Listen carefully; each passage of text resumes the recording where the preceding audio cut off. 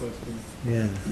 Where does the third element fit into this diagram, or is it outside of the diagram? No, not at all. And I'm not saying that the third element is completely evil. All right, we need third element. We need to have, as an intellectual capacity, you know, there's a reason for it, and that's because it is a potential tool for great good. Right? If we had stories that uplifted humanity, and stories that, and histories that showed how great we can be to each other, you know, to each other, not against each other. So the third element is that which most effectively manipulates the individual into this mindset, which is herd mentality, which is mob thought, which is group thinking, which is anything where you give up your inherent right and capacity to think for yourself and trade it for belonging to some kind of group or cohesive ideology that tells you how to think, tells you what to think and what to do. So would you say a third element is like an immaterial second element, kind of? Well, it is the intellectual, its interpretation of this world.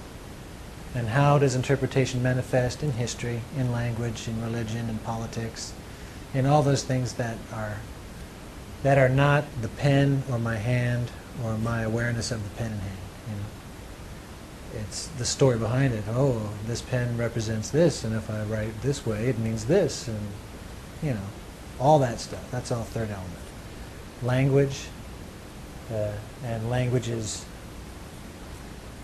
capacity to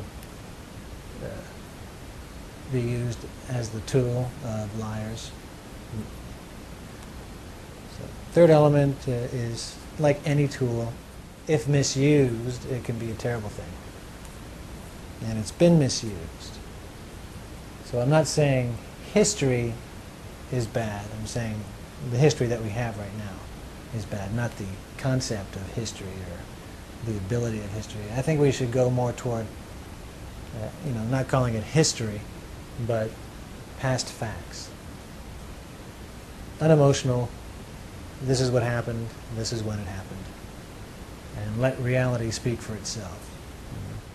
Being physical beings, we are bound intellectually to a certain parameter of understanding. And the true nature of the first element is absolutely unapproachable by our minds in a physical sense, because you can't weigh it, you can't see it. It's an abstract concept. It is as immaterial as this world is material. Dig? Because this is the opposite, so all you can do is appeal to your sense of familiarity or gut feeling when you hear the parables and the stories, because you can tell material stories that describe the nature of it in like stories of unconditional love and stories of that type, where you can get a glimpse, you can feel it, you can sense it, but there's no address for it, and there's no way to bring yourself physically there. Right? Now, when you read the Bible as an individual, and you apply this kind of observation to the stories that are told, you'll find that there's a hearty, healthy mix of good, wholesome, new heaven ideology mixed in with a lot of new hell ideology.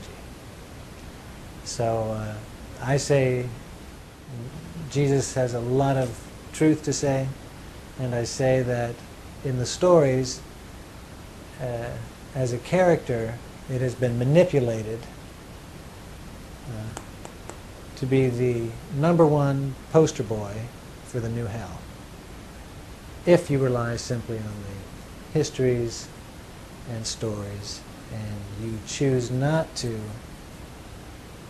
think for yourself based on this kind of an understanding of who you are and what this world is all about.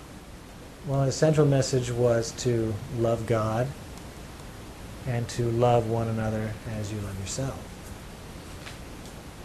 That's it, right? sums up the law and the prophets and all that stuff. So, and I think that's as valid an ultimate thing to suggest to every single human being on the planet as any message I can think of. Buddha and Muhammad?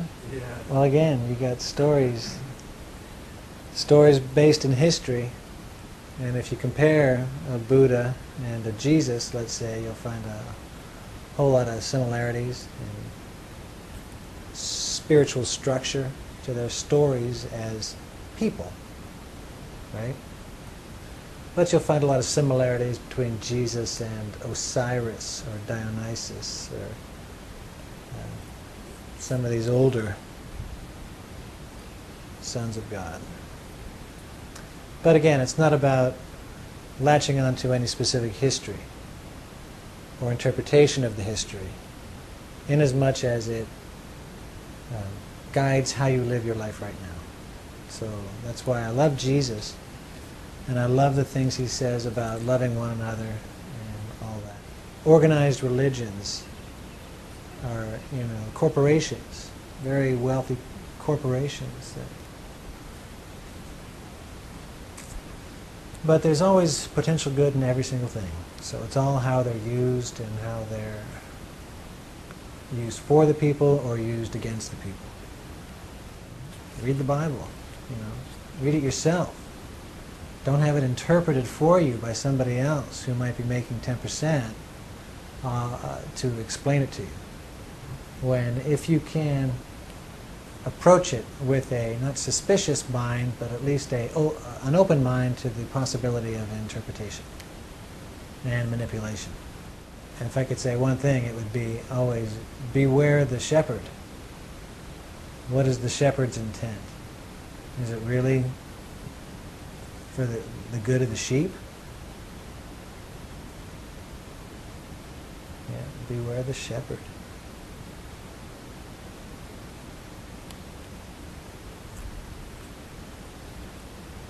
All done.